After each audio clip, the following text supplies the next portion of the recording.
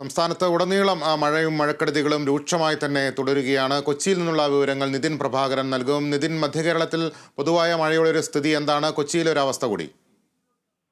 ലിബീഷ്, ഇന്നലെ വൈകിട്ട് ആരംഭിച്ച മഴ ശമനമില്ലാതെ പെയ്യുന്ന ഒരു സാഹചര്യം തന്നെയാണ് കൊച്ചിയിലുള്ളത്. കൊച്ചിയിലെ ചില താഴ്ന്ന പ്രദേശങ്ങളിൽ വെള്ളം കയറിയിട്ടുണ്ട്.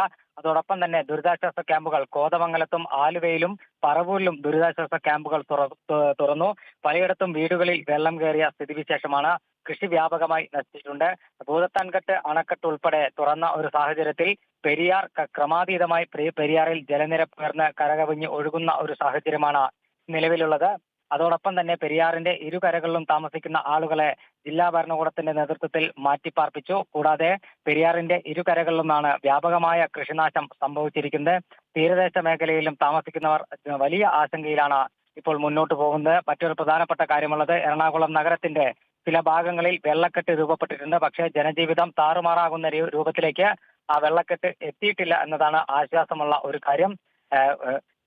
പെരിയാർ ജലനിരപ്പ് ഉയർന്നതോടുകൂടി ആലുവ ശിവക്ഷേത്രം പൂർണ്ണമായും വെള്ളത്തിൽ മുങ്ങുന്ന ഒരു സാഹചര്യമാണുള്ളത്.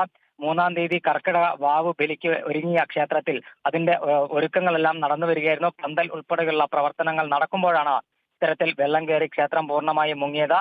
മറ്റ് കൃഷിനാശവും കൂടാതെ കോതമംഗലത്തും പെരുമ്പാവൂരിലും ചിലയിടങ്ങളിൽ വൈദ്യുതി കമ്പികൾ പൊട്ടി വീണ വൈദ്യുതി ബന്ധം താറുമാറായിട്ടുണ്ട്.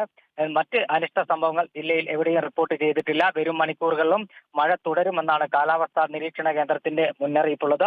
തൃശ്ശൂരിലേക്ക് പോവുകയാണെങ്കിൽ തൃശ്ശൂരിൽ വ്യാപക നാശനഷ്ടമാണ് ഈ മഴക്കെടുതിയിൽ ഉണ്ടായിരിക്കുന്നത്. കഴിഞ്ഞ ദിവസം രാത്രി മലക്കപ്പാറയിൽ വീട് ഇടിഞ്ഞു വീണ് അമ്മയും മകളും മരിച്ചിരുന്നു. ഇന്ന് രാവിലെയാണ് ഇവർ മരിച്ച വിവരം തൊട്ടടുത്ത് താമസിക്കുന്ന ആളുകൾ പോലും അറിഞ്ഞത്. അഗ്നിശമന സേനയും നാട്ടുകാരും ഏറെ പണിപ്പെട്ടാണ് ഇരുവരുടെയും മൃതദേഹം പുറത്തെടുത്ത് ആശുപത്രിയിലേക്ക് മാറ്റിയത്. പലയിടത്തും ദേശീയപാതയിൽ ഉൾപ്പെടെ വെള്ളം കയറിയതിനെ തുടർന്ന് വാഹന ഗതാഗതം പൂർണ്ണമായും തടസ്സപ്പെടുന്ന സാഹചര്യമുണ്ടായി. മറ്റൊരു പ്രധാനപ്പെട്ട കാര്യമുള്ളത്, റെയിൽവേ പൂർണ്ണമായും തടസ്സപ്പെട്ടു. വടക്കാഞ്ചേരിക്ക് സമീപമാണ് റെയിൽവേ ട്രാക്കിലേക്ക് മണ്ണിടിഞ്ഞു വീണതിനെ തുടർന്നാണ് റെയിൽ ഗതാഗതം പൂർണ്ണമായും തടസ്സപ്പെട്ടത്.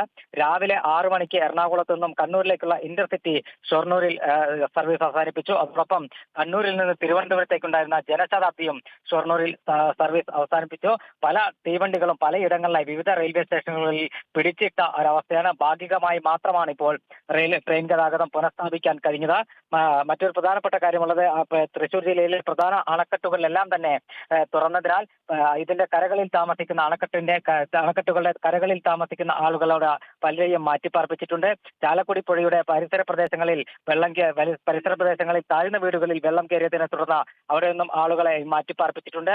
പലയിടങ്ങളിലും മരങ്ങൾ കടപുഴകി വീണ് ഗതാഗതം തടസ്സപ്പെടുന്ന ഒരു സാഹചര്യമുണ്ടായി.